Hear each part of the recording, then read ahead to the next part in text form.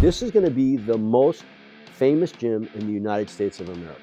And I'm going to tell you why. I'm done when I get put in the grave, I'm done. They get something from this place that recharges them, and not just physically, it recharges their soul. No one's ever doing this again. I don't think retirement's ever going to go for me. I'm not that guy. Man, just to hear you say it and just gives me, I get goosebumps, dude. I just can't fucking wait to keep doing it and making it better and better and better.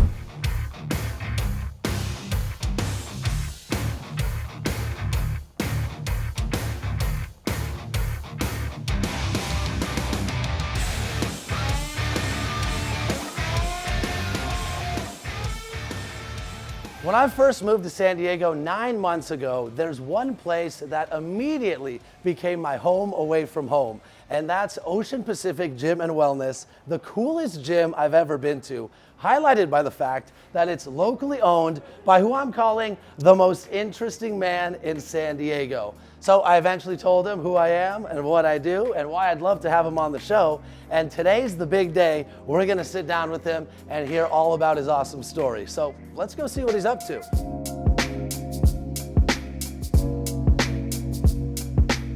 All right, we're sitting down with Ken Cornell for an interview I've been super excited about. Ken, how's it going? Thanks for taking the time. Life is good, my friend. I'm on a good one today. Okay. I try and stay in that zone most of the time. Awesome. Now, you know, the interview that we're doing here was initially just going to be about Ocean Pacific Gym and Wellness. I've been coming to this gym for about 9 months now. I love the gym, and I see you working out in the mornings, and I'm like, who is this guy, this mysterious owner that's talking to everybody? I got to get to know this guy. And so then as I start talking to you and talking to your employees, I realize, wait a minute, this isn't just what you've always done. You are a retired real estate developer, and this is just kind of like your side quest. So before we get into the gym part, I want to talk a little bit about what you did before this. And I was reading that you're actually from Las Vegas, and you came to San Diego, correct me if I'm wrong, to retire. Now that sounds crazy to me because you've kind of done everything but retire since you came down here. Yeah, the retirement piece has never really worked out for me. Okay. So I think I've had 4 careers. I had a casino career that started, believe it or not, as a busboy when I was 14 years old. I worked at the Bonanza Hotel, which is where the MGM was built, and then there was a fire, and then there was the Bally's that became Bally's, and now it's the Horseshoe. And steak and eggs, we served 2,000 on a Saturday. It was $1.99 for steak and eggs. That's what it cost, $1.99. Actually, take that back. My memory fault. It was 99 cents. So it wasn't even a real steak, but it looked like one, more like a hamburger patty. But with permission from a judge, you could work there at 14 years old as long as I was being dropped off. And I had long hair because I was in high school still. And there was 2 ways you could work, either with a hairnet, and there was no way I was going to wear a hairnet because that looked ridiculous. So I could buy a $15 wig, a short-haired wig. So I had to put my hair up in a ponytail, and I put this wig on, but that looked way better. So I did that, and that kind of started my casino career. And I stopped working in casinos when I was about 31 years old. And I worked at the Stardust Hotel. And if anyone's ever seen the movie Casino, I worked for those guys. I was the youngest maitre d' in Las Vegas. I had my own staff and my own showroom when I was 21. And that was legendary because we had Siegfried and Roy in the Lido show. And if you've ever seen Casino, that guy, Bobby De Niro, was my juice. That was my connection. He liked me, and my wife was the lead dancer in the Lido show. So it was kind of almost like a really, it was a great story because she was like, there was like 5 principal dancers in a show of 150. And she had come over from Paris, and I met her when I was a busboy, and she was a Bluebell girl. And so I worked every aspect in the hotel business, you know, from a busboy, runner, waiter. I did guard on service, and then eventually captain, and then the maitre d' in the showroom. So that career lasted, that was my first career. Then I started a sales business after that, and I had 550 people on the phone selling things for me. Had some issues. I don't think it was real, but whatever. I think I did a good job. And the regulators did not like the business that I was in. It was a telemarketing business, which had a lot of scrutiny, but I had, we were doing a lot of business. We were doing $1 million a week in business, $50 million a year. So I had that. And then at some point, my second wife was in La Jolla. We were only married a year. That got annulled. She got it annulled. And then my wife, today, who I've been married to, by the way, yesterday, 25 years. And we met, and I always knew her, but we never, we were friends because her brother was my best friend. I was the best man at his wedding.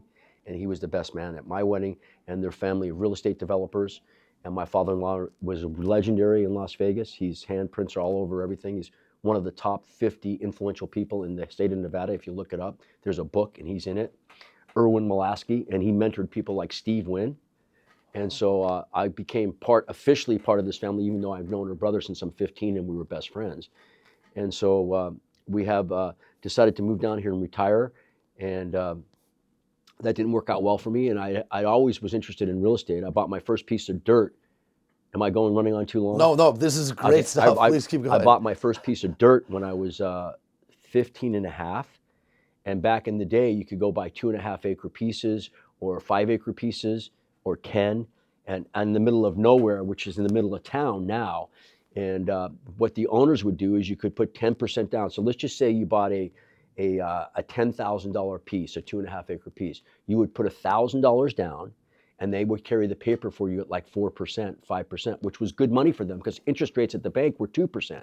So they like carrying paper. And I don't know that they do that anymore, but I did that, and then you could take a 2.5 acre piece and put up a block wall and do a street with a cul-de-sac, curb and gutter, and then you could sell off 1/2 acre lots. And I did that. That's the only development I ever did. But I always had an interest in real estate. Like I said, I bought my first piece before I was 16. And so when I came down here, I go, why don't I try and do something like? And so I bought my first house in La Jolla with Beth. And as a matter of fact, that's it. That's a remodel. It was not a normal build. It was in the side of a cliff, and I put in a pool and a huge retaining wall. And I sold it pretty much once it was finished. I had a guy that was the best guy in La Jolla, supposedly. And he didn't believe in the pricing that I wanted to have on it because he was telling me houses were, and I had the cool factor. So back when that house was built in 2001-ish, I had flat screens and it was automated with Elan. I didn't have Crestron at the time, but it was Elan. So you could go in and hit zones and have home theater would come on, TV sets would come, lights would dim at a certain time. And a flat screen TV then, a 42-inch flat screen was like $6,000. And nobody had them. We went right from televisions to flat screens. So that house had that, and pretty much I had to fire that guy. He goes, I've never been fired. I go, don't take it personally. You don't understand the cool factor of this house because it was a B neighborhood, wasn't an A neighborhood.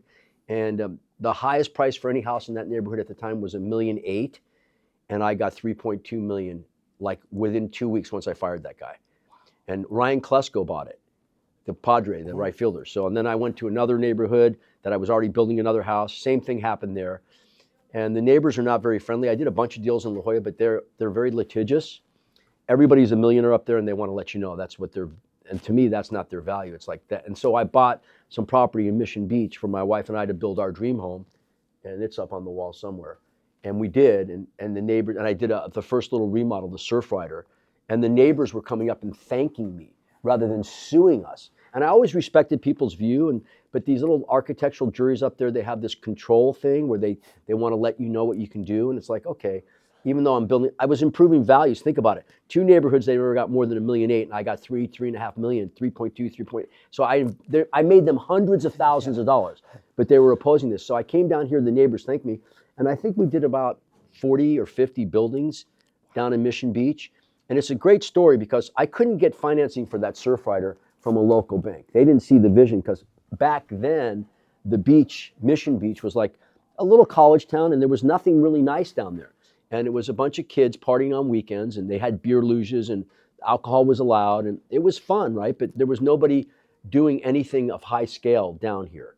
And so I got a bank from Nevada. It was Nevada State Bank that lent me, I think they lent me a total of $6 or $6.5 million for this 11-unit project that I remodeled and completely finished in 11 months. And I sold these little 660 square foot units for like $1.2 million. It was ridiculous. No one thought that I could get almost $2,000 a foot. As a matter of fact, when I pitched it at the local caravan, every week they have it, they laughed at me. They laughed at me, but they were all sold out in framing. They were sold. And because people kind of had already seen some of the stuff that I'd done in La Jolla, and then we built our house, and it's just Katie barred the doors. And so up until like 2001 till 2007, before the collapse, I was getting $3,000 a foot in some. Actually, one project I got $3,200 a square foot. Back then, that was Hong Kong money. And even still to this day, so where are we, 2025? The prices have just now kind of reached the level where I was at in 2003, 4, 5, and 6, and 7. So then there was the real estate collapse, and I was out of real estate at that time, and I was just trying to dig out with the lenders. And we did that, and that was kind of a nightmare. And then after that, I just said, I'm just going to take a break because our family had invested in apartments.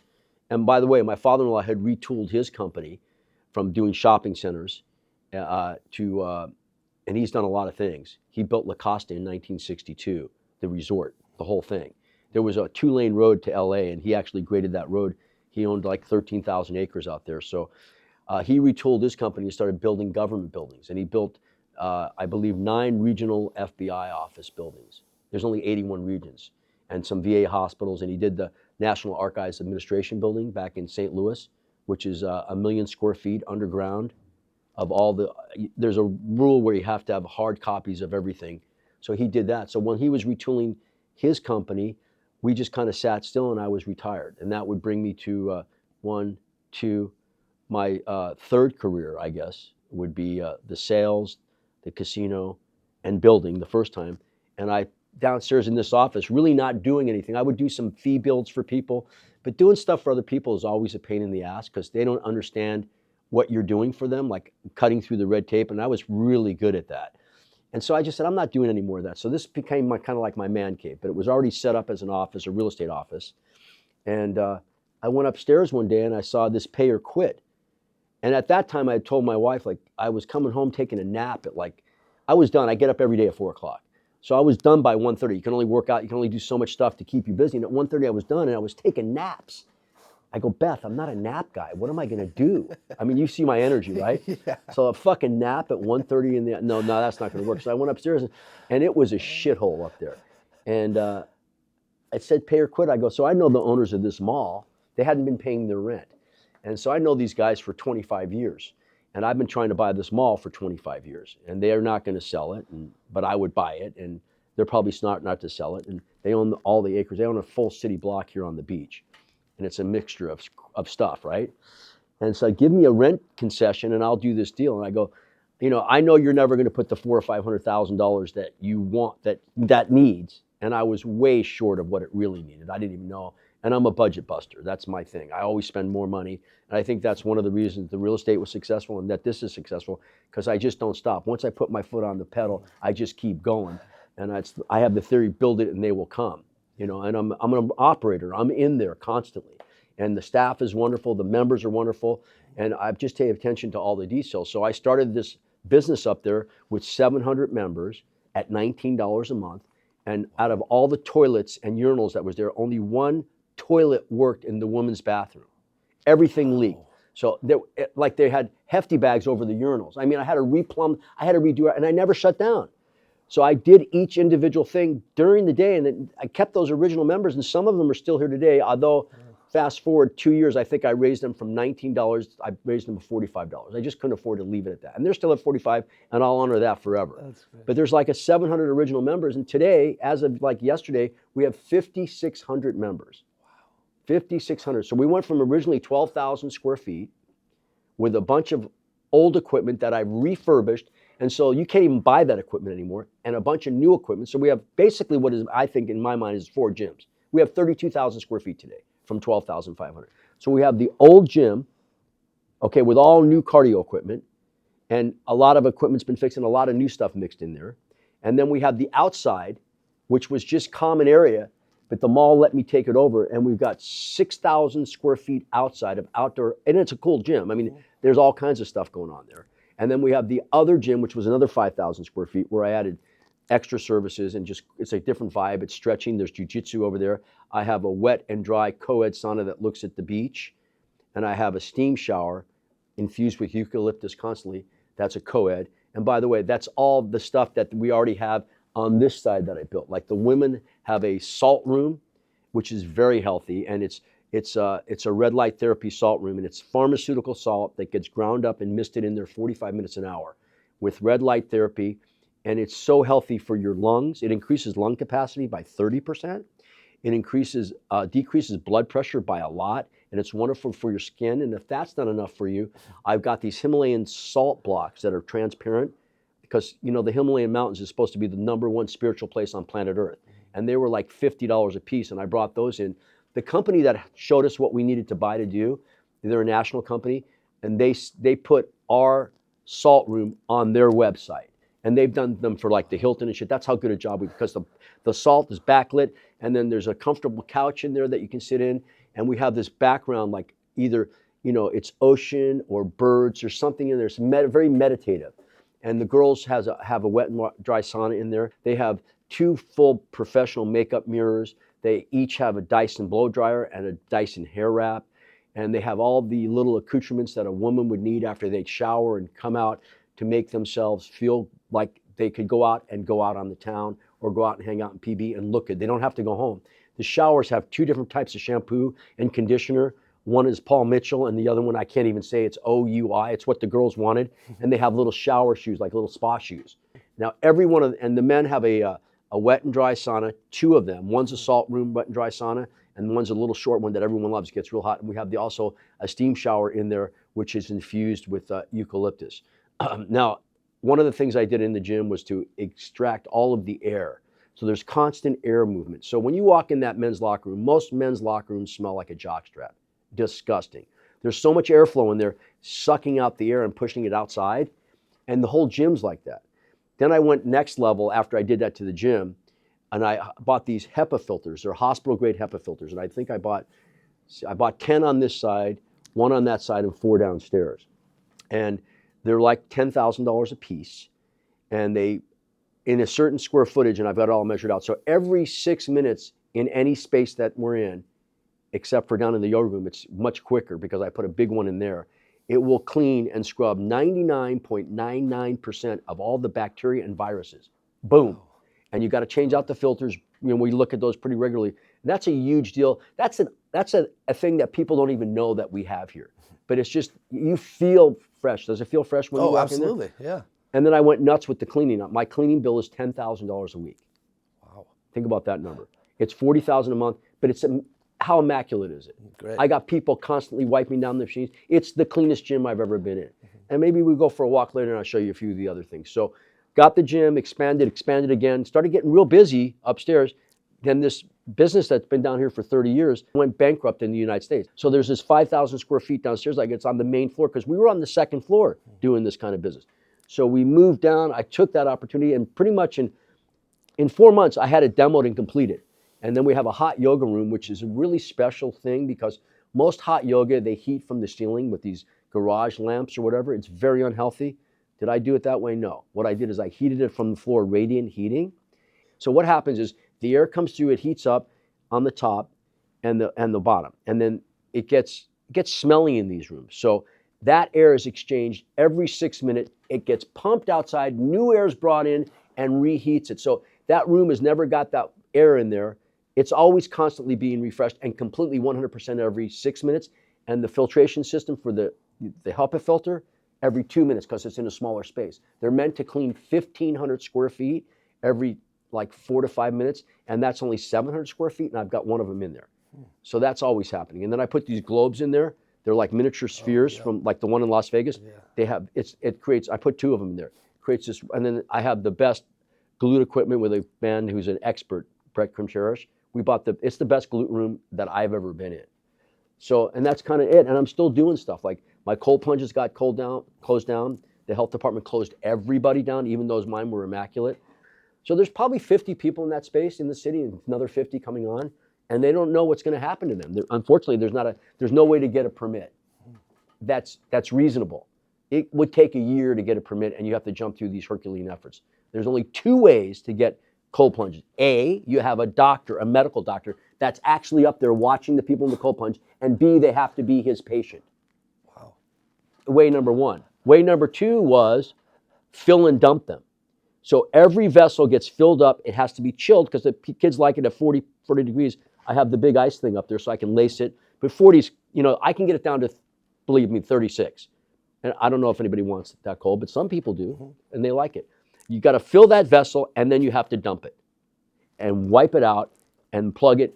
Fill and dump, it's called, okay? And I've got 6 plunges up there, and I figure each one will go 5 times an hour. So I need to be able to do that 30 times an hour. What that means is I need 75 tons of chiller and a storage tank of about 3,000 gallons. And it's hard to figure out how to make it work. And I hired engineers, I hired pool people that were experts, people that, and there was no way to get through the health department on this. And the health department, I go, well, I'm going to do the fill and dump. And they said, well, we don't think you can do that. I go, how do you know what I can do? So the front end of what I just told you is happening as we speak. Wow. So we're going to have the fill and dump, and I made it even better because we had these black vessels, and I have these stainless steel vessels that I found from a company. I just designed them even better, and they're going to be number 10 stainless steel on the outside. They look like a rocket ship, but when you get them in them, they're origamically correct, and you sit in there, it's perfect. And so I'm going to do the fill and dumps within the next. I'm already started. I'm already assembling the parts, and then I'm going to assemble it, and we're going to have that. So there's always a new project. My point is, because I'm never going to be done here. Yeah. I walk around like, what else can I do? Like the cold plunges, I've redone the entire decks. You've seen that with the glass around it. And the vessels are going to be sitting on what looks like, it's going to be epoxied. They're really nice, and it's going to be sitting on a wave. And the part that's exposed on the outside will be an undulating sand thing. So it looks like the waves are crashing when you walk up to them, and it looks like the vessels are sitting on this ocean. Then I thought, well, why don't we put a water feature? So there'll be a water feature on either. And anyways, there's always something that I want to do. Like I've added some lighting, you see it. Yeah. So it's great. It keeps me busy, keeps me creative. The members have to love it. I mean, I just put new mats up there today. Did you see them? Yeah, yeah. Yeah, I just got them in. They're wider, they're thicker, pillows, they're more plush. The mats, yeah, it's always something that I'm going to do. And I love that. It keeps it fresh, and members see it, and I think they're talking about it. They tell people about everything that I just mentioned. And the membership sales, we're growing by about 200 members a month, which is crazy. Yeah. So this time next year, we'll probably have 7,500 members, and I have plans to expand again upstairs to the other side and do like a health retreat thing where I've got these chairs that go back and recline, and I'm thinking, because I get a scalp massage every week. So they're the best release of just, it's better than a regular massage. So I'm going to do scalp massages up there, and then I might do hydration for the kids because they charge like $125 a bag, and these bags aren't that expensive. So if you're a member, I'm going to give people like 40, 50% off.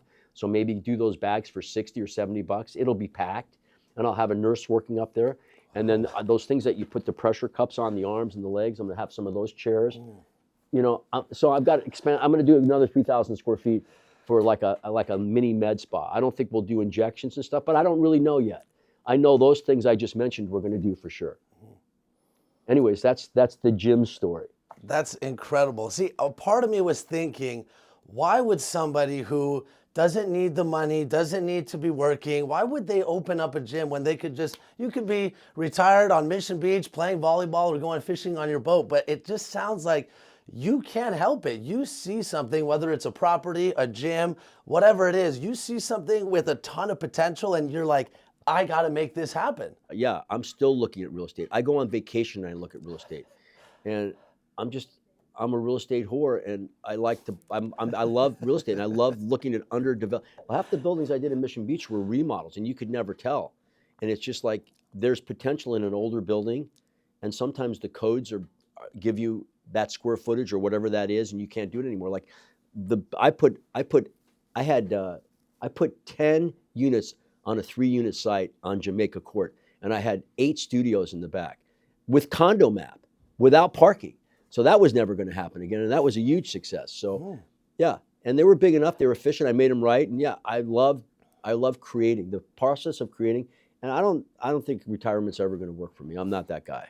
I mean, I can't go sit on a golf course for fucking 5 hours. If I go, I play 3 or 4 holes, and that's fun. No, that's it. Then I got to get off. You know what I'm saying? Because I got my mind's going. It's like I can't help myself. You can't even finish a round of golf because your mind is, you got too much going on. I don't know how Trump does it, but amazing. He does it. Oh, yeah, I mean, because he's got a mind like he's going all the time too. There's certain guys that are going all the time. My father-in-law was like that. I remember calling my father-in-law because he partnered on a lot of this stuff with me, and I remember calling him on a Friday night, or he called my office on a Friday night. Yeah, he called my office on a Friday night, 6:00 at night, and this guy. Believe me, he did not need to work, okay? And he goes, I can't believe you're still at the office. I go, yeah, I'm still here. He goes, you want to bet we're the only 2 in this organization that are working? I go, I don't know, but I'm working. I go, what do you need? He goes, well, I was wondering, I was going to leave a message, and he started talking about something, you know what I'm saying? But this is a guy that at that time, he was probably 75 years old, right? Yeah, probably 75 or 78. But he worked up until he was 89. He went into the office every day and was building a lot of shit. Even then, like apartments and in different places. We built them in Seattle, and it was amazing. He was an amazing man. So he's inspiring to me. You know what I'm saying? And but I've always been like this. But when I got really close with my father-in-law, I realized the similarities that we had, and I think eventually he did too. You know, because we were very close. It's a dream partnership, it sounds like. And I wanted to, before I go more into the gym stuff, I wanted to talk about the renovations on Mission Beach, because I saw something I was reading this article about 20 years ago somebody did with you talking about your renovations on Mission Beach. And when I read this quote you had, it just kind of captivated my curiosity. And I was like, this is what Ken is all about. You said the time to do things is the time when everyone is saying not to do it. And I feel like this kind of applies to a lot of things you're saying, where people think you can't do something and you say like, fuck it, I am going to do it. Can you kind of elaborate on why that principle has been so successful for you in your career? Well, first of all, my compliments to you because you're doing a really good interview. The fact that you pulled that up, kudos to you. That's impressive. I do remember that, and you can't always time it right. But when I bought property down here, and it was expensive even at that time, and the stuff that I was building, like the first one I mentioned, they thought I was nuts. And when I built our single family home down on the beach, they're like, "Why would you build a single family home on the beach?" It was the beginning of the gentrification of this beach because I'd been around, and it's like, I'm like, this is the coolest beach I've ever been on. We've got a 5 mile boardwalk. We've got 12 miles of back bay, Mission Bay Aquatic Park, 4,600 acres, right, of water back there. And it's a special peninsula. And that's what I saw. A guy from Las Vegas comes down here. I'm like, this is like heaven. And I've never been to a beach like it unless you went to Coronado. And even there's only a little stretch of beach in La Jolla. I mean, this is the coolest stretch of beach I've ever seen. So I'm like, what am I missing? And I wasn't missing anything. And other people were missing it. So when I built you're building a single, now there's a bunch of single family houses down there. So it was the beginning of the gentrification. Yeah, the time to get into something is not when it's already there, it's before it's there. And I think people thought I was nuts when I started spending money on this gym because even the people that work for me, here's what I'm going to do. I'm going to have this many members. And Luann, who's my number one, like, you've met her, she does everything for me. And she's like, they built a couple of the first saunas I did, her and her husband. And she said to me, she goes, we just thought you were fucking nuts. But you believed in it, but we thought we're just here to get a paycheck. And this guy can dream whatever he wants. And that's when I was telling her we were going to have 3,000 members. And now we're almost double that. And yeah, so people probably thought it was a stretch to do this, but I didn't know what I was missing. 350 underground parking spaces validated for 2 hours at the beach. And the beach is what? Is it 100 yards from us? Right there. What am I missing with that outdoor view? Well, like, I wondered what this guy was missing and why he didn't spend any money. I mean, for me, it was a no-brainer. And the same thing when I would design shit. Like, I had architects that helped me get part of the way there, and I always jumped in, and I've collaborated with the same guy for almost 25 years now. We still do little things together. He designed shit for me. He's helped me upstairs. And I know the cool factor. I mean, I don't have to be an interior designer to know what looks cool. I know that when you buy a Ferrari, it's got to be red. I know that when you buy a Porsche, it's got to be black, maybe white. I don't think ever yellow. Do you know what I'm saying? And the wheels have to be, staggered on a sports car, a little thicker in the back, a little wider, and they have to be the right rims. And, I mean, what looks cool. So it's never been hard for me to figure out, to your point, like, nobody thought it was cool down there. I did. And so I would drive around on my little beach cruiser. I knew all the owners down there. And pretty much at that time, back before 2008, I had bought and sold on my own without a real estate license, financed, entitled, and built more properties down there than anybody else that had been down here for 50 years. Wow. Yeah. And the owners would actually call me, Kenny, we're going to sell our house. I would find out what the price was. I'd show them, this is what they're going for. And I would just give them the money at that point. I think when you see things that make sense to you, you have to run with it. You know what I'm saying? Like, I didn't ever know I'd be a gym owner, but it's not just going to be a gym. This is going to be the most famous gym in the United States of America. And I'm going to tell you why. Number one, we created a vibe up there that nobody else has. The unique position of this location from a geography standpoint, the members are a 10. They all get the vibe. It's a community that does not want to leave. They stay. We have couches and things throughout where people could sit and relax, and I see kids doing their homework. There's Wi-Fi throughout. They don't want to leave. The gyms I belonged to in the past, I'm in and I'm out. Yeah. I never felt the vibe. So all the members, they like staying. A majority of them likes to stay. Then the staff. We've been so blessed with the staff. They take ownership of this place. They do, and I pay them really well. But they do. They're. I think the staff is the most important part of this business. I think the third most important part of this business is the members, and then they get along so well, the two of them. And then people bring their. I have a referral thing is where we grew the whole business. I get a buddy pass. You can come in bring a friend in at least once a week, more if he's going to sign up for free to try out the gym. And half of our members literally come from the members bringing their friends and check out this gym. It's like, it was a no-brainer for me, you know. The trainers that are here, they get to, as long as they're a member, and the people that they're training are a member, I don't need any money. That's their money. You know what I'm saying? So that's something I think a lot of gyms try and charge. I don't want to let you cut your deal with your members, you bring them in, and I give them a referral for bringing somebody in. I give them a $100 referral. So I've got a lot of trainers up there now. And here's why it's going to be famous. And everything that I just mentioned, but A, I'm not done. And B, the next step is I think we're going to do a reality TV show out of here. And here it's going to be called Contest. I've not told you this, so this is the first time you're hearing it. So you got the drone that comes in. So we have the studio already because you got the ocean in the background. And you come in and you zoom in, and then you've got the girls. We got a bunch of girls that are influencers because of my friend, the collaborator that I worked with, Brett Contreras. He's got a very famous gym down in Fort Lauderdale. So I've flown these girls in. There was 8 of them that just came up for our grand opening. And then we have a bunch of them here that are going to the gym that are also part of Brett's and other people that have been here. And so you've got this competition going between, say, Fort Lauderdale and San Diego. And it's called Contest because all these kids between, I'd say, 18, 19, 20 for sure, to 35, even 38, I call them kids because I'm much older, they do these competitions where they compete and they do these weight cuts, they do the posing, and they go on these competitions. Everyone's doing it.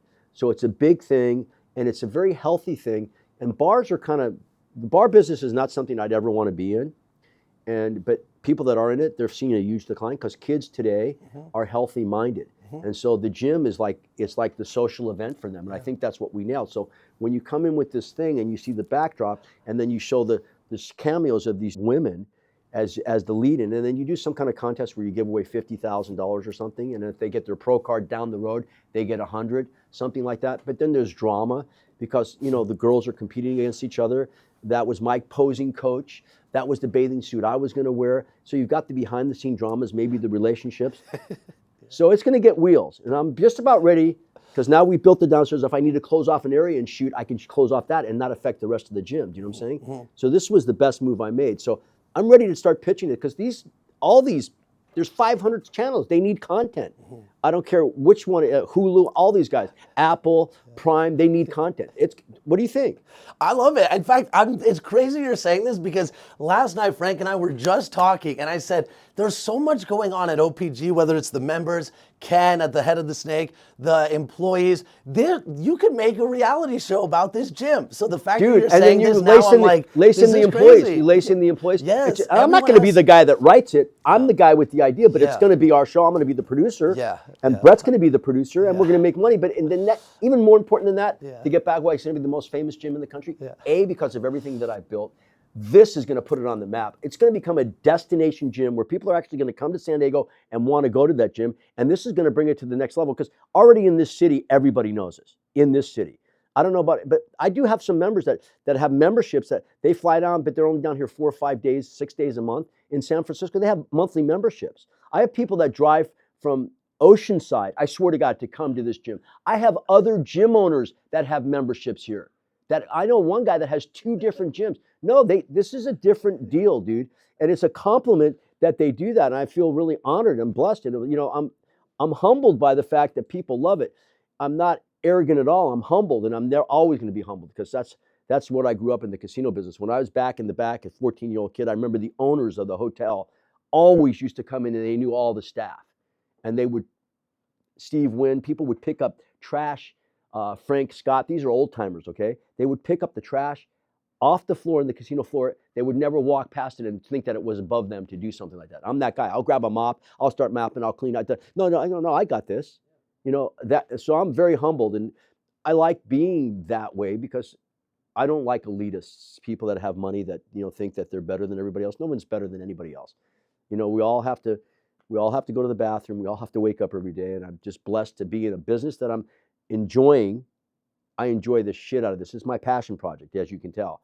And so, yeah, the next level is going to be that thing. I think it's going to happen this year. If there's one thing about you is that you make shit happen. In fact, just you telling me this, just the fact that you have the idea, I know it's going to succeed because everything that you think about, you make it happen. It's visualization. I've had it since I'm a kid. And so, I actually visualized what was going to happen to me at the hotel. I had no idea I was going to be the youngest maitre d'. Like back then, the guys that were maitre d's were 60. 65, and they got juiced into that job by a former owner, okay? To have a kid 21 with a tuxedo on and the guys working. I had a staff of 150. I mean, my captains were the youngest one was 52, and they were up to 82 years old because those were good. That was the job, like the pool job or the club job. Yeah. I mean, when I was a maitre d', I made $1,000 a day in cash. Wow. At 21 years old? Yeah, so let's go back because I'm 68. That's a lot of money. So how long ago was that? 45 years ago, $1,000 a day in cash was a lot of money. 6 days a week, dude. I made $24,000 a month when I was a kid. You know how far that money is? Even today is a lot of money. Yeah. You know how far that money went then? I had everything. I had a ranch, a cabin cruiser, investment properties. I had all the watches, everything, dude. I had everything. Yeah, it was cool. And my wife made good money. But I never, my visualization gets me to the point, but it always gets better because I keep visualizing. And I think there's a lot of power in thinking that you can do something. At least for me, I visualized something over and over. I did it with my development business, what I was going to buy, and I kept going. And so sometimes I'll sit in the shower. My shower is second floor, right on the boardwalk. So the master bedroom has a shower right on the boardwalk. It's a round piece. It's like Waterworld. There's 32 shower heads. I've got music in there. I've got 2 steam showers going off. I got my electric razor. I got my toothbrush, and I'm sitting there. But my hygienist goes, "How do you keep your cleats so clean?" I go, "I do this for 20 minutes." She goes, 20 minutes? Normally you're over and you're drooling, right? I'm in a shower. The water's hitting me, and I'm looking out at the boardwalk and the beach. I go, "You don't look at what I look at. If you did, you'd understand it."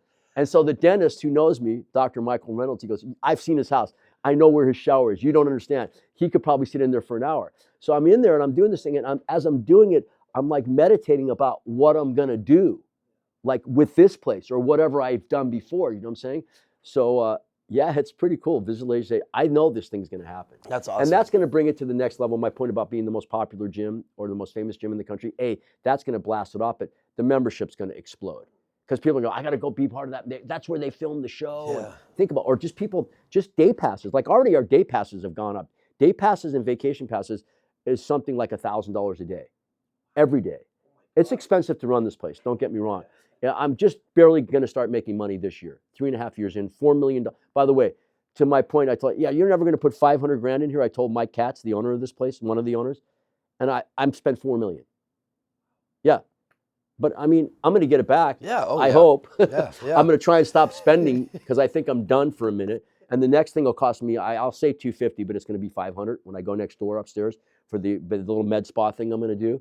It's going to cost me whatever I say it's going to cost. It's going to be double or triple because once I get in there, the creative part of me starts taking over, and I start saying, "Well, what about this? Well, why don't we do this? And why don't we do that?" And then there's no stopping me because it's got to be done. Once I've thought about it, it's got to get done. Because I know it's a good idea, and I got to roll with that. And I think that's why we've been successful. I think that's why I sold all my stuff on the beach. I think that's why my sales company was successful. I think that's why that's the key to my success is the detail. I don't have any quit in me, and I've made mistakes. Don't get me wrong. I've lost a lot of money. I've made a lot of big mistakes, but experience is the best teacher. My father-in-law taught me that. If you learn that way, you're not going to make that mistake again. Mm-hmm.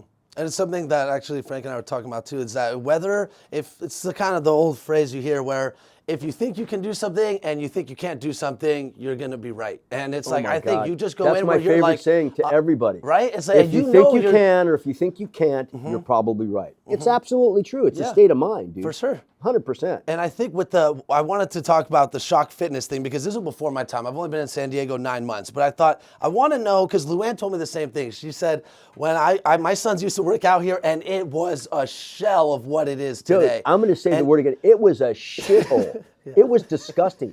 When I cleaned this place, underneath the treadmills, there was this thick of shit. The windows, when they first got cleaned professionally, I still have them cleaned professionally, and my staff cleans them. People they couldn't believe they hadn't been cleaned in a decade. Wow. It was disgusting. I'm surprised people didn't get completely fucking sick. I can't tell you how gross it was. It was disgusting. And I wanted to familiarize with myself with what it was. So I found the Shock Fitness Yelp page back in the day. Did you It was really? a 2.3 stars when it closed. And these are just some of the reviews I read. This place is a complete joke, extremely unprofessional and very unsanitary. Management here is dumb as rocks. Very rude owner. This place is a total scam. By far the dirtiest gym I've ever been to. And then in comes you, Ken Cornell, superhero. I think that's a very accurate description. Right. It wasn't me that wrote that, but do they have any pictures in any of these things? They do have some things, yeah. Can you send me some of those pictures? I'll show you. I should probably do a before and after for my office here. Yeah, and then I started to see, okay, that was before. Now let's read, I wanted to read, what are people saying about OPG now? So back then, the 1-star review was the most common review on Shock Fitness. Now, 5-star reviews, by far the most common here at OPG. 4.5 stars on Yelp, 4.9 stars on Google reviews. This is just a few things people are saying about OPG now. My absolute favorite gym of all time. If you are not a member here yet, you are missing out. Best gym in San Diego, hands down. Kenny, the owner, is a man of the people, always asking how his members are and has an unbelievable spirit. Been going to this gym pre-COVID under their old ownership. Since Kenny took over, the transition has been amazing to see. I've had almost every top gym membership in San Diego, and I promise this is the best gym out of them all.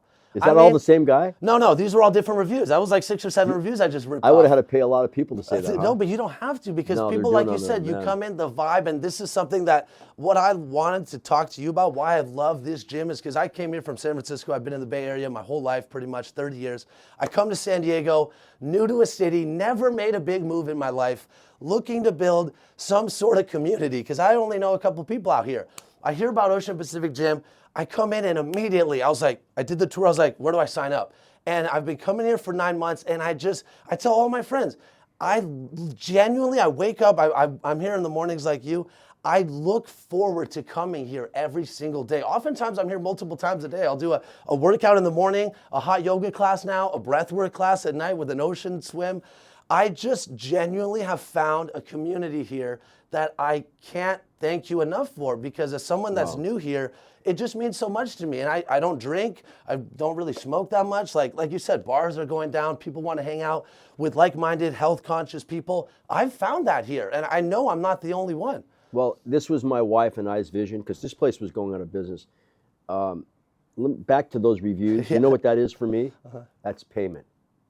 And what you just said is payment. And and not to take it lightly, but I hear what you just said all the time.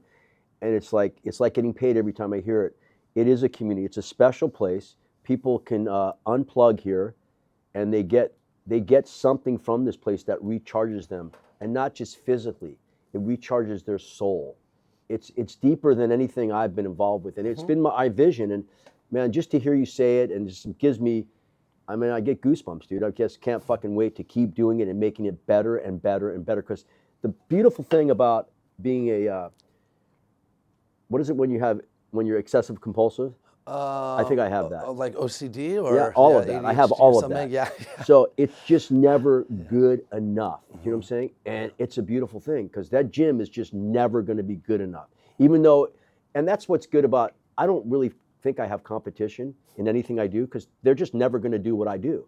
Because they're going to get there and they're done. They're done with whatever they did. They invested, they're done. I'm never going to be done up there. It's not possible. Not me as a human being. I'm done when I get put in the grave. I'm done. Okay? But I'm never going to be done doing cool shit and making it better and better and better. And it's like, that's the vibe that we created. And it feeds, I'm telling you, it feeds the physical and feeds the soul. And I hear that from, dude, if I told you I heard that 3 times a day, it would be way under what I hear. And I'm still meeting some members. I was with a friend on the boardwalk, and this gal comes down, and she told me exactly what you just said yesterday. And then I walked in, and it's hard to keep track of everybody's name, although my partner, Connor, knows everybody's name. Yes. No, he's an idiot savant. He literally has everybody's name memorized. Yeah. It's unbelievable. And he's been able to get that through. You notice how people get greeted every time they come in? It's so important to greet people and say goodbye to them, because this is their home. It's like if you go into a restaurant and they know your name, you feel like you're at home. And when they say goodbye, Ken, and that's like a big deal. It's the little shit that matters, right? And that's, the staff is trained that way. And how did they sell you when they come in? Did they sell you pretty good? It was incredible. They showed me everything, and I could just feel that this is a great place to be. So and I trained all those people how to sell. It was because great. I have sales experience. So I have the sales experience, had a huge sales company, $1 million a week, and I have the personal thing in the casino business, how to treat people. So I've taken the 3 skill sets that I had before this business. I've taken the personal, skill set that you have in the casino business because you're a host and you're dealing with people and you're greeting them and you're being nice to them. And then I had the sales aspect to sell people on what they need to know about this place and why it's better. I had that aspect. And then I have the real estate development aspect, and that's why I build out everything, because this is a one-off. No one's ever doing this again. And the detail is like, so you see it, right? So all those 3, I took those 3 skill sets and I applied them all in here, and I think that's one of the major reasons that it's very successful. Absolutely. I just want to go back to Connor for a second, because one day I walk up to the gym, never even met the guy before. I'd seen him around, but I never even knew his name. I never told him my name is Brian. I'm walking up the steps, don't even hit the front desk yet. He says, "Hey, what's up, Brian? How's it going?" I was like, what the fuck just happened? Like, and I know that when you check in, they see the name, but I had never even introduced myself, didn't know him. He knew my name. And then How'd that feel? Amazing. Yeah. And then just by seeing him, now I know I talk to him when He I knows see him and I everybody's say, "What's name." up, Connor?" But when I go around, I see him, even just if you sit there for 1 minute, you'll see him say, "Hey, what's up, Eddie? How's it going, Tom? Hey, Courtney. No, hey, it's Monica." unbelievable. He knows every So single about person's 2 name. years It's ago, insane. some guy walks up the steps and comes in, and I'm in here. I'll be 2 years in March, so let's call it halfway in. Some guy walks up the steps, and he says, Connor says the guy's name. And the guy goes, "How the hell do you remember my name? I haven't been in here in 4 years." Because Connor's been here for a minute, right? yeah. He remembered the guy's name. That's He's not even a awesome. member. True story. So you want to know how I met these guys, my Yes, partners? please, yeah. So I had 4 partners to begin with. And 2 of them couldn't make it because I'm pretty hard on people. And I said, "Look, you guys are going to work your ass off. I'm going to build this thing. I'm going to build the gym. I'm going to make you guys my partners." Let's digress before I even said that. So I first meet, Connor's on vacation. And I met Dawson, who was 165 pounds, and I think he was 17 years old, maybe 18. He's back behind the shithole counter with his feet up watching Mike Tyson cartoons. And I said, "Hey, listen, I want to do some stuff here. I can't hear any music in here, so I'm going to pay you $500 and I'm going to buy some equipment. Can you install the stereo so I can listen to a little music when I'm in here?" He goes, "Yeah, okay." So I did it, and I paid him $500. And by the way, he'll tell you the story. He thought I was gay. He goes, "I think this guy's fucking weird. He asked me to do shit. He's been giving me $100 here, $100 there." So he'll tell the story. You should probably ask him. Okay. And then this guy, Charlie, you know Charlie? Yeah, of course. Well, Charlie came in, and he was doing some rehab. And he goes, "Sir, I'm just looking for some extra work." And I said, "Okay, so you want to come in and clean? I'll give you $20 an hour." Now, I don't own the place right now, right? Because it was just disgusting to look at. So he starts cleaning, and I go, "Charlie, you got to start with a section so I know where you dropped off." So I start paying him 20, and I think I'm up to 3 hours a day. So I'm giving him $60 cash every day, right? Now, Dawson comes back to work after his vacation in Boston. This all happened in about 2 weeks. And he comes back in, and he goes in the back, and he sees Charlie cleaning. He goes, "What are you doing?" He goes, "I'm cleaning." And his eyes popped out. He goes, "Will paid you to clean?" "No, I don't know Will." He goes, "Mr. Ken did over there." And he looks at me, and he goes, but he doesn't own the place. He goes, "Sir, I don't want any trouble. I'm just trying to make some money here." So then he goes back to the front and talks to Dawson and tells Dawson about it. And he goes, "Yeah, he paid me $500. He goes, "I think the guy's gay." And they go through this whole thing, and they couldn't believe it. So I approached them and 2 other guys. I said, "Look, I'm going to buy this gym." And this was 3 months before I bought it. "And I'm going to make you guys my partners, okay? And here's what the deal is. You don't have any money to put in. I have money to put in. So you're going to get sweat equity.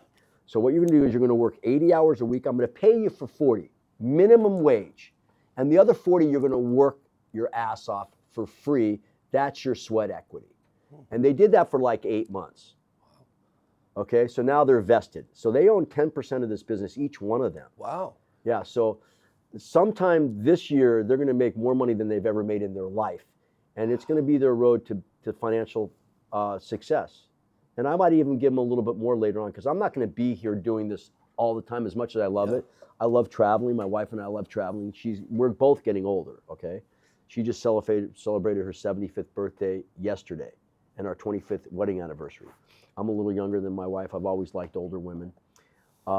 So, I want to travel a little bit more, but this is always going to be my baby, right? But anyways, so they're my partners, full-fledged 10% partners. Wow. And they're doing really well. Each one of them has a skill set that the other one doesn't have. Like, no one's ever going to be able to remember everyone's name. So that's the story of how this thing was born. The other 2 guys couldn't make it because, they didn't know how to run a business, and they're still learning how to run a business, but they're disciplined now, and they know exactly what I want. And I don't yell ever up there, ever. I'll yell in this office, and they don't get one of those very rarely now because they're doing everything perfectly, perfectly. And when they don't, they get a tune-up.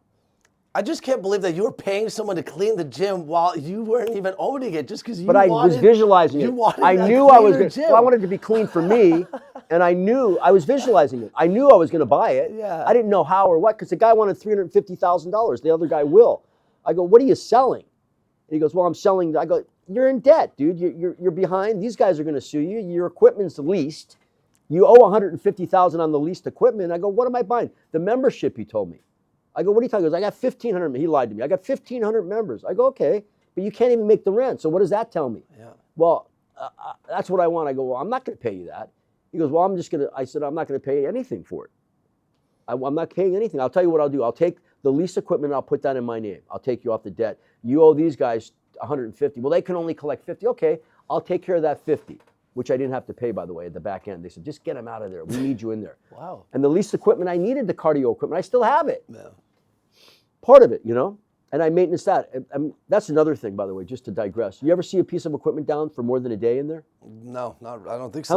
How many gyms you go into where there's not? Everybody up there, I have every part back there where we can go in and we can fix it on the spot right then and there. I used to hate, oh, it's going to be fixed soon, or the car. I mean, I fucking hated that. Every gym is run that way. Not my gym, not our gym. No, it gets fixed that day, unless it's a piece of cardio equipment where the guy comes down on Friday night and services everything. It could be down a week. Okay, and they go out all the time. Because if you go to a gym, they'll have 6 Stairmasters down. I got 12, I got 14 Stairmasters. 6 of them could be down anytime or longer. When's the guy going to come? And I pay a guy extra come down. I can't wait. Used to come down every day. Now he can only come down on Fridays, which drives me nuts. Like if something breaks on a Monday, I'm like, oh my God. Yeah, so things get fixed. And you mentioned you have a backup part for everything that you need. A pad, not just a part. The pads that are on every pad in there, and there's a backup for everything. There's a par level for everything. I got 20 extra oscillating fans, exhaust fans. I got 20 extra of the fans are big. I've got an extra part for everything because if we run out, I have to have. It's like a par level. Like when I go in my pantry, like I like mint jelly with my lamb. Okay, I got 3 mint jellies. I got 3 A1s. I got 4 ketchups. If I get down to 1, I'm filling those back up. Tuna fish. I mean, I run it like a restaurant, okay? There's got to be a part level. You have to back up. That's how I run this, that we got parts. Yeah. Otherwise, you run out of shit. Yeah, that's how I run it. One thing I admire about you, and I've said this, that you embody what my show is all about, which is noticing the little things and appreciating the things that are overlooked that people they miss. And one thing, I'll tell you the story that this is when I knew like you're really on next level, because I was at the gym doing this chest press machine, right? And there you added some things. It was like these springs to make it more shock absorbent when you let go of the handles. And you're talking to one of your friends, and you come up to me on the machine, and you're explaining this to your friend, and you're like, you saw me. This is before we had formally met. You're like, hey, this is pretty cool, isn't it? Look, like when you do this, and I could tell you were just so excited about this small thing on one machine, these small springs that I don't even know if most members even notice you put that in there, but you seem more excited for that than you were for like the fucking glute lab or the hot yoga studio. Like something so small makes all the difference for you. And I guess I don't know, like, I don't know if there's like, if you can trace back to when this attention for detail started to stem in your life. I mean, I know you've been working since you were 14. I've always had it. You've always had this where you see things that others don't, and you really give a shit about it. It's a gift and a curse. And the gift is I see everything. If I go into a doctor's office, I got to start straightening the paintings because they're always fucking crooked. Have you ever noticed? There's not one doctor's office that you'll go in that the painting, they're like, I don't want to see this thing like this. Straighten the goddamn thing. Put a nail on one side when it keeps, you know what I'm saying? I'm straightening other people's shit out. You think I'm kidding you? No, I believe it. It's a gift and a curse. And the other thing is, my memory is like pristine. So when I tell somebody something, they're like, you're wrong. I'm not wrong. And because I remember shit. Yeah. I remember everything. Yeah. And that's a gift and a curse because people want to, no, that's not, and then you can show them proof, but I don't have time to go show people. Eventually, like, you know, you were right about that. No shit. No shit, I was right about it. And it's that part I'm not humble about at all because I know my memory and I just rely on it and I'm good with it. And so that's never going to go away. I've had that since I'm a little kid. It had to be done just right. I mean, you can either do something right the first time, and or you can keep redoing it over and over again. It's like when they put asphalt down on the street here, okay? Asphalt, it's gonna get ruined. If you go to Germany on the Autobahn, it's cement. It's city standard what we use curb and gutter for. It should be that way on every road they build because they're just going to redo it again. If you put the city standard in on all the roads, you're doing it once and done, one and done. You know what I'm saying? So yeah, my attention to detail just never, that's always been there. I can't recollect a time when I didn't have it. If I'm not around up here in 6 months, it's a different gym. It's just a different gym. And no matter how well I've trained these guys. I mean, they can keep it going for like a weekend if I leave or a week, they've done that. But I come back, I see shit right away. That all of a sudden it changed. It starts tweaking it. People just start. It's grandma's sauce, man. When grandma makes a great marinara sauce, and she's got all the ingredients in there, and it's perfect. It's fucking perfect, and you've got the recipe. And all of a sudden you start adding or deleting shit. Grandma's sauce tastes differently. Don't change the fucking sauce. Just leave it alone. I taught you guys exactly what you need to know, but it happens all the time. I come down here, I start buying shit on Amazon. We spend, I think, $20,000 a month on Amazon shit because I'm constantly putting shit up. Everybody knows all the attachments that are up there and all the bands and all. I'm constantly buying shit. You'll never go in a gym where you see things laid out that neatly and there's an endless supply of what we need. If it gets worn, and I toss it, I put the new shit out. You know, all the attachments, right, that I was showing you? Yeah, that's a big job. I got one person that's just in charge of that. I see them, yeah. I'm lifting. No, they all look at it, but I got one person in charge of the inventory for just that. Yeah, that's a big job because when you go through the entire gym, it's got to be just right. It's got to be just right. Mm-hmm. And that person knows exactly the one. She tries to teach everybody else. Yeah. Yeah, it's a gift and a curse. I could see that. I love it, though. I could see that, yeah. It feeds my mind, that crazy ADD mind. Yeah. It feeds it. Yeah. It's funny because that's like something I started with my show. It's like interesting thing I noticed of the day because I would tell my friends, Frank here, I would just see something and be like, this is so interesting to me. Like we were just in London and we're walking down to the tube and it says 163 steps to the tube. And I was like, somebody that's did that. Weird. I've never noticed that before. Where but somebody walked it off. Yeah, but the and fact they that put it there. Yeah, and the fact that somebody that took effort. Yeah, and just the fact that I've never gone down a set of stairs and it tells you the exact amount of stairs you're about to go down. I thought, what an interesting thing. And I was like, I think most people the person that did it was giving you notice if you didn't want to go down that many stairs, you might want to go a different way. Watch out, here number it comes. One. Yeah. And number two, they took the time to count the stairs. Yeah. And that was a lot of effort behind doing that. There was something there. I would have wanted to talk to that cat. Right, me too. I could do an hour-long podcast on just that person. Yeah, well, that's not the only thing he did. Yeah. Whoever did that is doing it everywhere in every aspect of whatever they did. And the fact that they worked for a city is impressive. One thing I've noticed about the gym, you kind of touched on this, is that there is a $50 referral, cash referral, if you bring in another friend. It's got to be cash. Well, I love this because I noticed, I scrolled all the way back. You guys have like 560 posts on Instagram now. I wanted to see what was OPG page like back then. And I noticed you used to post a picture with, it seemed like every time somebody would sign up, you were right there. You'd post a picture with sometimes with the 50, sometimes without the 50. And I'm like, I was telling him, we might have to start calling you Ulysses S. Grant because you've probably given away the most $50 bills in San Diego history. 130,000. Well, okay, so it's 126,000. By my rough math, you've given out over 2,500 $50 bills. I don't think anyone in San Diego's ever topped that. What did I tell you? That we're 50% of our membership, right, is by referral, right? So if we've reached 5,600 members, not all of them are referrals, but there's your 2,500. Yeah. There's the number. It doesn't lie. It's been consistent because I get all the numbers. It's the best thing I do is the $50 referral. And it's got to be cash. Like, they'll make them, that's where they try and say, we just gave them a credit. I go, no, you can't give them a credit. They didn't get the money. You got to hand them a $50 bill. It's the feeling of the money. And go, wow, that was fucking great. I did nothing. I showed my friend a good time and I made $50. I have some people that get 2 or 3 a week. Wow. It's like a little business for them. Mm-hmm. You know, think about if you get 2 a week. It's $400 a month. Could be a car payment, could be a utility bill, could be something. And all you're doing is bringing a friend in and showing them a great time and turning them onto a great gym. How hard is that? I love that. So the cash was deliberate because you want people. Yeah, it has to be cash. Oh, interesting. Yeah, and I love because they've tried to change it a couple times. A few people. No, that's what I'm saying. When you change grandma's sauce, let's take out some of the garlic. No, it's the right amount of garlic. Leave it in there. You know, you got tomatoes. It's in there. You know, you got mushrooms. It's in there. You know, it's got to be it's in there. So leave it alone, right? Yeah, and I think when I first joined, it was probably maybe like 105,000, and I swear every few weeks I'm in, I was like 110, 115. Now it's at 126. By the time this video airs, it's probably going to be even higher. My And I'm like, referral thing in my this numbers is crazy. my referral is $5,000 or $6,000 a month.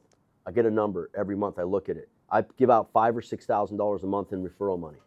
Well, and here's why: because I'm signing up 300 people a month, average. 100 leave because they only stay a year or two. No one leaves because they don't like the gym. I also know when someone leaves. They leave because they're moving town. I had one guy leave last night because he wants a swimming pool. We don't have a swimming pool. That was an odd one. That was an odd one. That's a weird thing. I never saw that before, but he left. And I'm going to get to 7,500 members. And then I think I'm going to have to back off or just to even expand more, you know what I'm saying? Mm-hmm. But there does come a point where it's the point of no return. And I think 7,500 is a good number. Get that reality show going and keep this thing up. And then everybody here is going to be making really good money. You know, I pay the staff. A lot of my kids make $30 an hour upstairs, desk people, and $25 an hour. If they're not here as long, they get 25. And I got, same thing with the cleaners. I don't have second-rate citizens. People that clean either make $25 or $30 an hour. And some of them are like, I mean, they get paid really well. And that's because I don't want to retrain them and I don't want them to go anywhere. And I want them to be able to live a good life. You know what I'm saying? Yeah. I got Charlie a truck. That black truck he drives, I pay for that. Charlie makes $100,000 a year. Did you know that? No. He's the highest paid janitor in the world. But he's not just a janitor. He embodies what this place is. How friendly is he to everybody? Everybody loves Charlie, right? Yeah, he's my number one guy. I always say the house that Charlie built. He can fix anything, do anything. He's a great guy. We love Charlie. He's always filling up the cold plungers with so much ice, it makes me second guess going in there because it's so cold, but I love it. He got a little carried away with that. No, but I told him I love it because I had to back him off a little bit when we had him. Because he did feel, I go, just lace it. It's just an optic thing, unless they ask for it. Yeah. But he was filling it up really tight. I liked it though. I don't know. It was kind of nice to punish myself. The cold plunges are coming back. Like I went through that with you, right? Well, about what? The cold plunges are coming back. Yeah.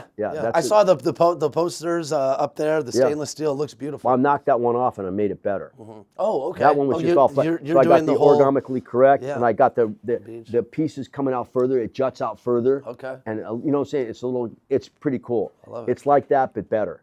So I took somebody else's idea and I made it better.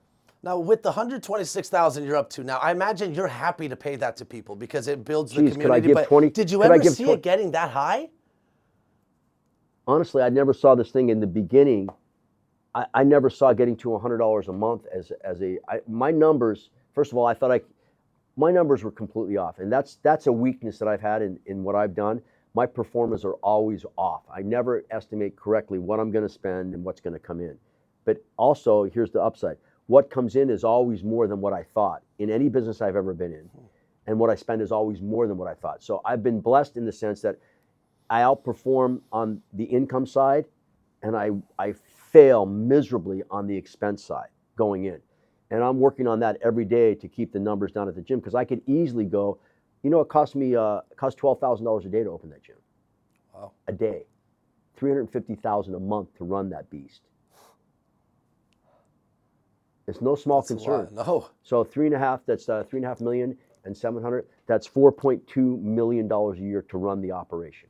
That's why it's as successful as it is. Mm-hmm. It's not cheap to do it right. And if you didn't spend that money, it would debilitate. It would become a shithole of sorts. It would just be a shell of what I created if you didn't spend that money. Mm-hmm. But I need to stabilize that number, and that includes the classes. You know, we have 60 free classes a week.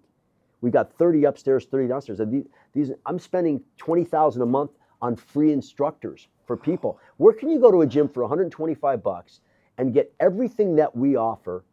Where can you get that? Nowhere.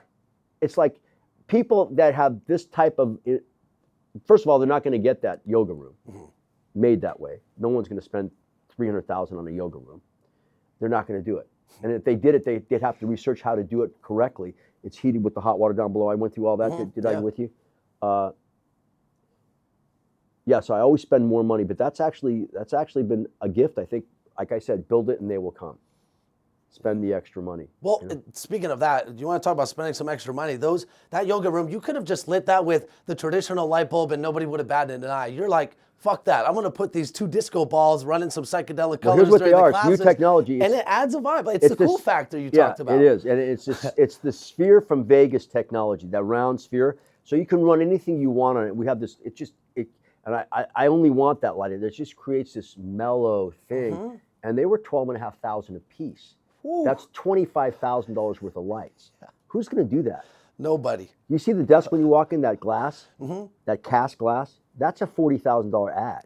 Wow. And to backlight it. Not the lighting, just the glass was 40 grand. At the front desk here and the bottom and the upstairs. Oh, that one I upstairs. rebuilt. I rebuilt that one from what was left over there. I go, oh, this is beautiful. People are looking at me. When I walked through that, when it was what was it, Billabong or whatever the store, I go, oh, this desk is great. I'm gonna it was all shit Formica and wood. I go, this is perfect. Everything, all those parts in there I reused. Did you know that? No. Oh, that was all in that shithole down there that had been there for 30 years. Yeah.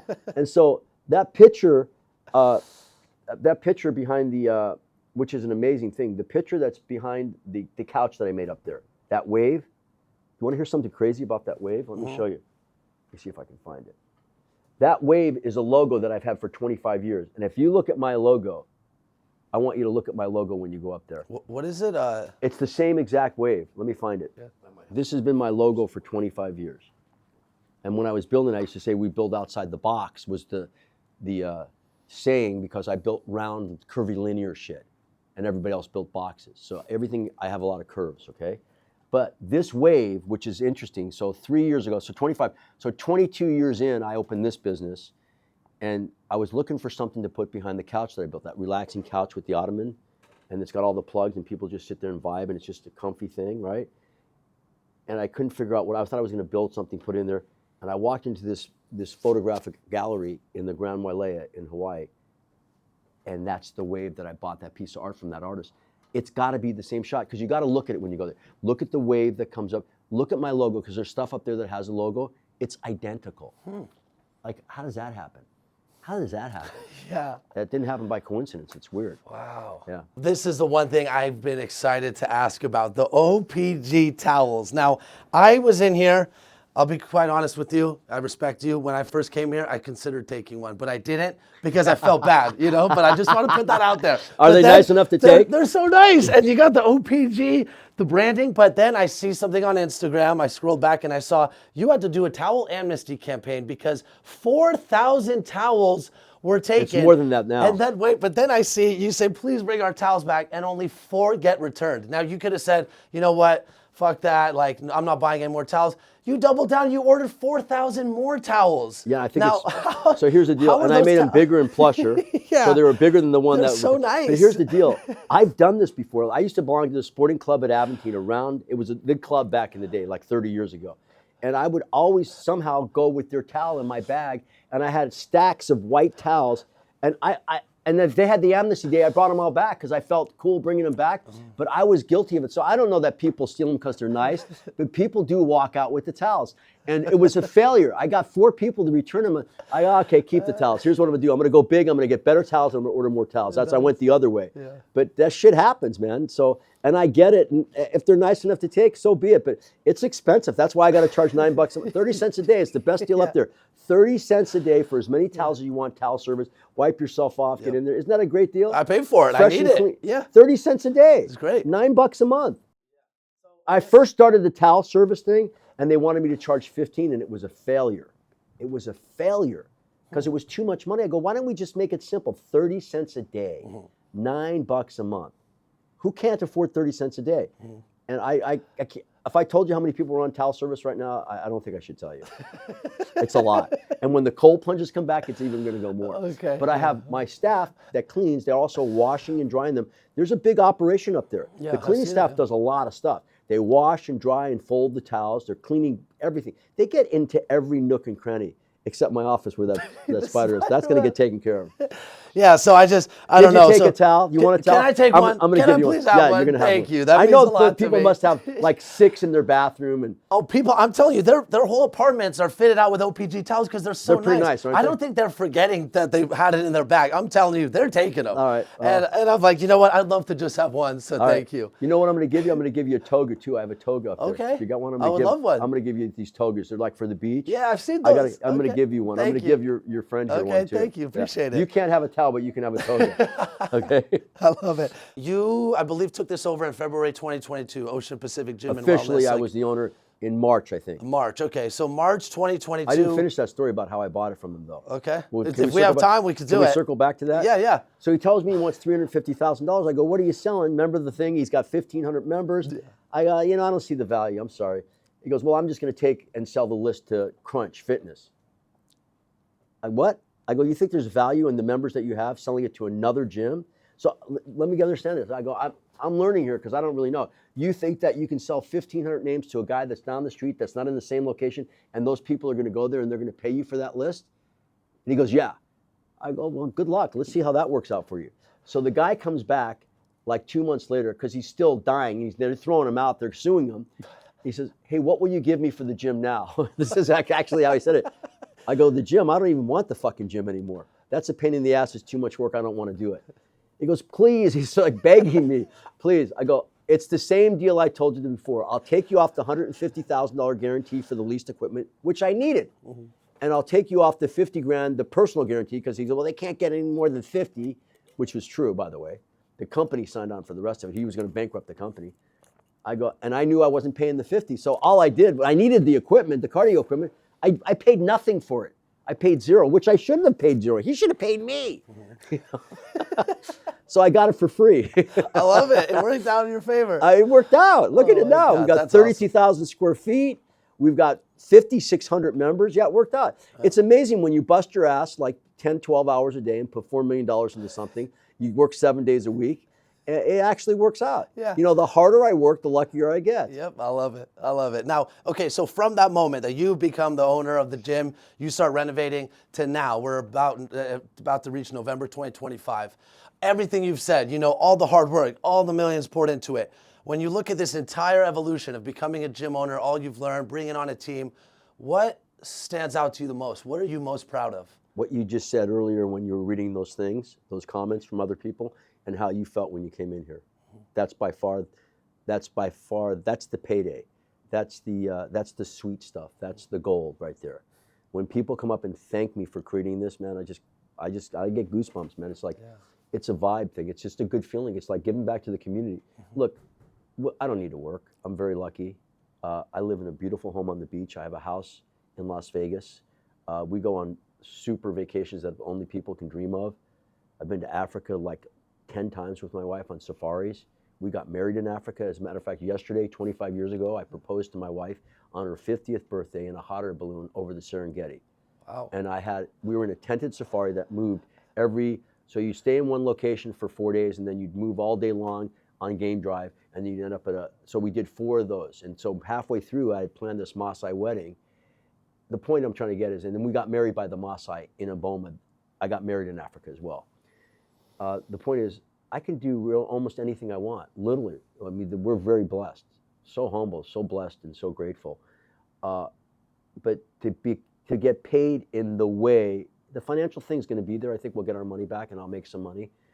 But to be paid in the way like a young person like you, or the young people that come up and thank me every day for creating this community that we've created, this vision that I had, man, that stands out by far the most.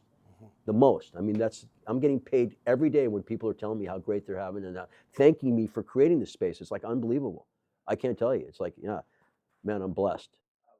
How many businesses can you come in where people actually do that? Where you can be in business and they're thanking you like that you created that for them, right? And not just that we're seeing every morning when I come in, I see you talking to people, shaking hands. You're in the gym every morning. I've never been to a gym where every single morning I see the owner working out, talking to people, making sure things are right. Earlier this morning, you were picking up the little attachments and organizing stuff. You are so hands-on, and I think people love seeing you. Everyone loves seeing you. I've never seen an owner in a gym that either. By the way, and I've been to a lot of gyms. They either have too many gyms or they're the owner or whatever it is. I'm not that guy. I like engaging with all the kids, and I do say hello. I'm high-fiving them, and I think leadership starts from the top, and I lead by example, not only for my employees but by my members. When my members see me putting things back, I think they go, well, if that guy can do it, I can put things back, at least try to put it in the right spot. Yeah. So I learned that also when I was young in the hotel business. I never... These guys would do shit themselves, you know what I'm saying? Like they'd pick up something off the floor. So I like to jump in. I'm in there. And people I learned great stuff from members. Why don't you do this? And it's not all great, but I did it in the development business too. I walk somebody through and framing, they go, well, why is that wall there? And they weren't builders, and I was still learning to build, and I don't know. That wall shouldn't be there. And I'd take that wall out or whatever. I had lots of great ideas from people, members, people in development, sales. I've had lots of great ideas from other people harnessing the power of, look, there's 6,000 people in and out of this place. There's daily passes and there's employees. And you think I'm the only guy that's got a good idea? Man, I'd use the 10-second rule all the time now. I never used to. When I was much younger, I knew everything, right? As you get older, you get wiser. Somebody's going to give me a nugget and I'm going to do it because I didn't think of that idea. It's harnessing the power of many. That's what I subscribe to that. That's why I like being engaged on the floor. And I get to see if a piece of equipment's broken that we don't get to. Like that piece of equipment, I guarantee you go back upstairs, it's fixed.